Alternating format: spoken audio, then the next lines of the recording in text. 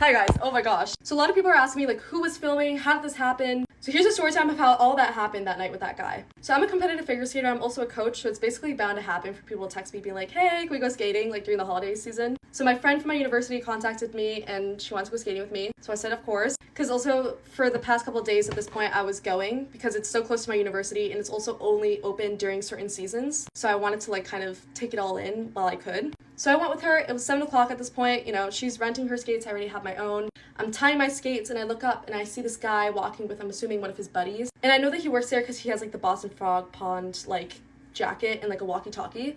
And I look at my friend, I'm like, ooh, who is this guy? Because I'm a girl. Anyway, so me and my friend get on the ice and, you know, I'm teaching her how to spin, how to stop, all that. And then fast forward, it's now 9 p.m., which is when the rink closes. You know, they're telling us to get off the intercom. So we make our way off the ice.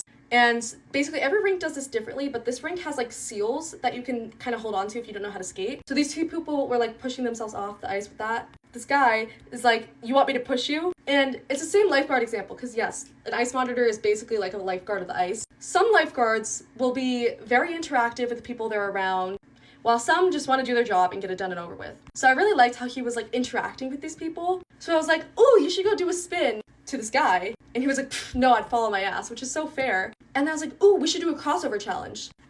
And he was like, here right now? And I was like, yeah, because you know, the rink was closing. And he kind of pauses and then comes off, takes off his jacket. I'm like, oh, okay. So then I take off my jacket and I'm like taking out my ponytail and all that. And I give my phone to my friend from my university, not a stranger. And he's like, I can only do a lap. And then he starts going to his left. I was like, no, let's go to my right because my right side's better. And then he kind of pauses, kind of laughs. And he starts going. I'm like, oh my god. And if you're a figure skater, you know, you don't want to embarrass yourself in front of a hockey guy. And I was really scared that I was gonna trip on my blade and die and look stupid. And at this point, we had an audience behind us. Like, I mean, I was really competitive. I mean, I am a competitive figure skater. So I was really trying. And then I broke out of it because I realized, like, that was not just a lap. And maybe he actually was serious about that. And then I stop and I look at him. I'm like, were you just letting me win? He was like, I couldn't give it to you that easily. And, you know, we're kind of laughing about it, getting off the ice with each other. We're putting our jackets back on. And he was like, oh, well, do you skate here for school? I was like, oh, no, I go to the school down the road. I told him, like, I skated a lot in my hometown, like, in Massachusetts. I was like, oh, do you know that town? He was like, no. And he tells me he's from Dorchester. I was like, oh, well, do you skate for school? He was like, no, I go to Curry College. And then he asked me, like, how often do I skate here? And I was like, oh, well, I've been just coming every morning, basically. He was like, I'll keep that in mind. He kind of, like, looks up. I'm like, oh. And he kind of just kept saying, like,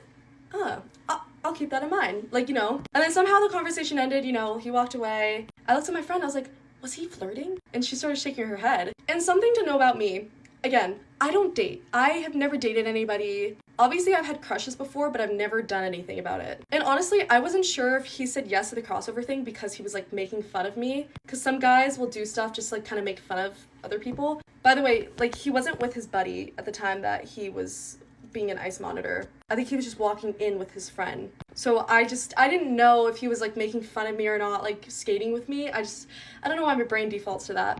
But yeah, I hope that answered all your guys' questions. Let me know if you guys have any more questions. And I will make a part 2 whenever that part 2 happens. I promise you guys will be the first. Just please hold on. Let me hang at this kid and we'll figure it out.